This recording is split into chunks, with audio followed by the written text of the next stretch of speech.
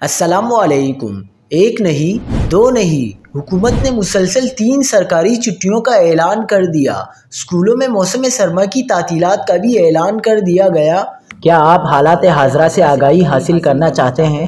خبر کے پیچھے چھپے اصل حقائق جاننا چاہتے ہیں تو ابھی سبسکرائب کیجئے دل مل پاکستان کو اور ساتھ ہی گھنٹی کے نشان پر کلک کر دیں۔